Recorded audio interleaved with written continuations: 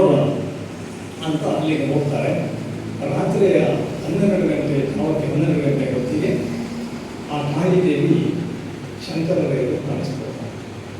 ಭಯಂಕರ ವಿಕರಾಳ ಅಕರಾಳದ ವೃಂದಮಾಳ ದಾರಿಯಾಗಿ ಕೈಯಲ್ಲಿ ರಕ್ತ ಹಿಡಿತಾ ಇದೆ, ಮಾಂಸದ ರಕ್ತ ಹಿಡಿತಾ ಇದೆ. ದಿನ ನೀರು ತಿಂತೇನೆ, ಕೊಡ್ತೇನೆ ನಿನ್ನನ್ನು, ಇವತ್ತು ನೀನೇ ನನ್ನ ಬಾಯಿಗೆ ಆಹಾರವಾಗಿ ಬಂದಿರೋ, ಬಹಳ ಖುಷಿ ಆಯಿತು. ಇಂತಹ ಕಥೆಗಳು ನಮಗೆ ಅನೇಕ ಪುರಾಣಗಳಲ್ಲೆಲ್ಲ ಸಿಗ್ತವೆ. ಅದರಿಂದ ಇತ್ತೀಚಿನ 1100 ವರ್ಷಗಳ ಒಂದು ಉದಾಹರಣೆ. ಆಗ ಶಂಕರರು ಹೇಳ್ತಾ ಅಂದರೆ ನಮಗುತ್ತಾರೆ, ಅಮ್ಮ ನೀನು ಜಗತ್ತಿನ ತಾಯಿ, ಕಾಳಿ ಮಾತೆ, ನಿನ್ನನ್ನು ಕರೆಯುವುದು ಕಾಳಿ ಮಾತೆ ಅಂತ. ವಿಕಾರ ರೂಪವೋ, ನಿನ್ನ ಮನಸ್ಸಿನಲ್ಲಿ ಭಯಂಕರವಾದಂಥ ಕ್ರೋಧತೆ ಕ್ರೋಧ ಇರ್ಬೋದು. ಇಡೀ ಜಗತ್ತಿನ ತಾಯಿ ಅಂತಾದರೆ ಏನು ಅರ್ಥ ಸೂಚಿಸ್ತದೆ? ಉಳಿದವರೆಲ್ಲರೂ ನಿನ್ನ ಮಕ್ಕಳು ಅಂತ ಹೇಳಮ್ಮ, ಎಲ್ಲಾದರೂ ಉಂಟ. ತಾಯಿಯೇ ಮಗುವನ್ನು ಶಿಕ್ಷಿಸುವುದು, ಒಂದು ತಿಂತೇನೆ ಅಂತ ಬರೋದು ಉಂಟ ಇಲ್ಲ. ಕುಪುತ್ರೋ ಜಾಯೇತ ಖಚಿತಪಿ ದಾನ ಭವತಿ. ಇಷ್ಟು ಚೆನ್ನಾಗಿ ಅವ್ರ ಮೈಂಡ್ ಬಂತು. ಕೆಟ್ಟ ಮಕ್ಕಳಿರ್ಬೋದು, ಮಕ್ಕಳು ತಂದೆ ತಾಯಿಗಳಿಗೆ ಉಪದ್ರ ಕೊಡುವುದಿರುವುದು ಎಂಥದ್ದೇ ಇರಲಿ, ತಾಯಿ ಅವರು ಹೌದು ಅಂತ ಅಂದರೆ ಮಕ್ಕಳಿಗೆ ಶಿಕ್ಷೆ ಕೊಡಬೇಕು. ಹಾಗೆ ಕೊಡುವುದು ಸರಿಯಾ? ನೀನು ಕೊಡುವುದೇ ಅಂದ್ರೆ ಕೊಡುವುದು ನಿನ್ನ ಮಗು ತಾನೇ ನಾನು ಅಂತ ಹೇಳಿ ಸಾಷ್ಟಾಂಗ ಪ್ರಮಾಣ ಮಾಡಿ. ಹೇಗೆ ಹೆದರುವ ಪ್ರಶ್ನೆ ಇಲ್ಲ. ಯಾಕೆ ಅಂತ ಹೇಳಿದರೆ, ಹೆದರಿಕೆ ಯಾವಾಗ ನಮಗೆ ಬರಬೇಕು? ನಾವು ತಪ್ಪು ಮಾಡಿದರೆ, ಆತ್ಮಸಾಕ್ಷಿಗೆ ವಿರುದ್ಧವಾಗಿ ನಡ್ಕೊಂಡ್ರೆ, ವ್ಯವಹಾರದಲ್ಲಿ ತಪ್ಪು ಮಾಡಿದರೆ, ಇನ್ನೊಬ್ಬರ ಬಗ್ಗೆ ನಾವು ಬೇಡಂತ ಯೋಚನೆ ಮಾಡಿದರೆ, ನಾನೀಗ ಹೇಳಿದಾಗೆ ಕೂತ್ಕೊಂಡು ಮಾತಾಡೋದು, ಅದು ಫಸ್ಟ್ ಸ್ಟಾರ್ಟ್ ಆಗೋದು ಅಲ್ಲಿಂದ. ಈ ರೀತಿ ಯಾವುದನ್ನೂ ಮಾಡದಿದ್ದರೆ ಏನಾಗ್ತದೆ ಅಂತ ಹೇಳಿದರೆ, ಶಂಕರಾಚಾರ್ಯರಿಗೆ ಏನಾಯಿತು?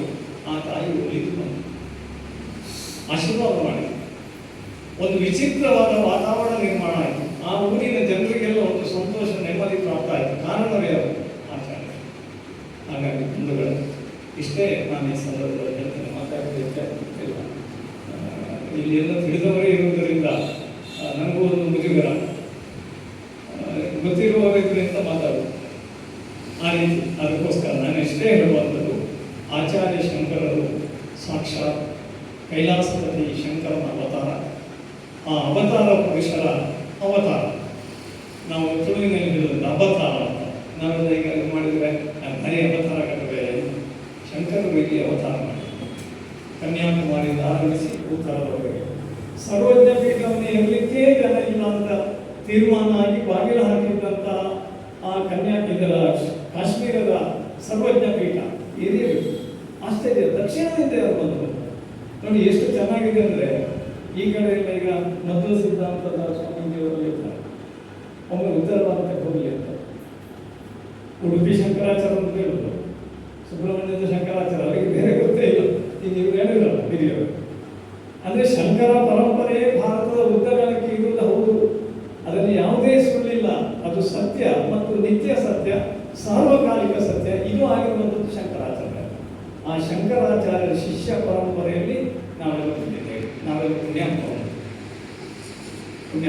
ಅದರಲ್ಲೂ ಇಂಥ ಕಾರ್ಯಕ್ರಮದಲ್ಲಿ ನೀವು ನಾವೆಲ್ಲ ಈ ಹೊತ್ತು ಮುಸ್ಸಂಜೆಯ ಪ್ರಸನ್ನ ಕಾಲದಲ್ಲಿ ಒಳ್ಳೆಯ ಸಮಯದಲ್ಲಿ ಸೇರಿದ್ರಲ್ಲ, ನಮ್ಮ ಜೀವನಕ್ಕೆ ಮುಂದಕ್ಕೆ ಖಂಡಿತ ಒಳ್ಳೆಯದು.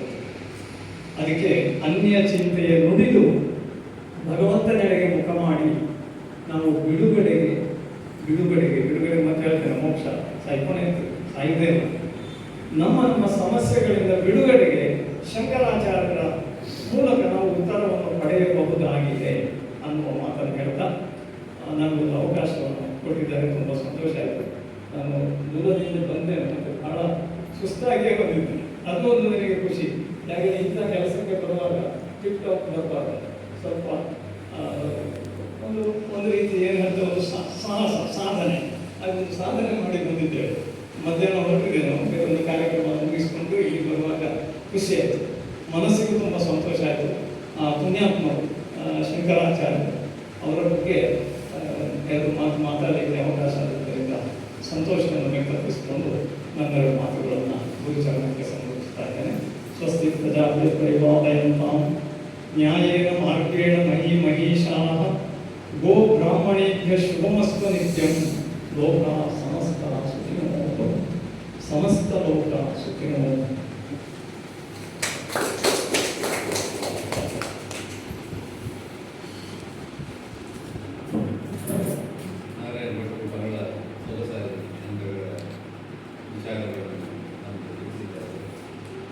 ಮುಂದಕ್ಕೆ ಅಧ್ಯಕ್ಷ ಭಾಷಣ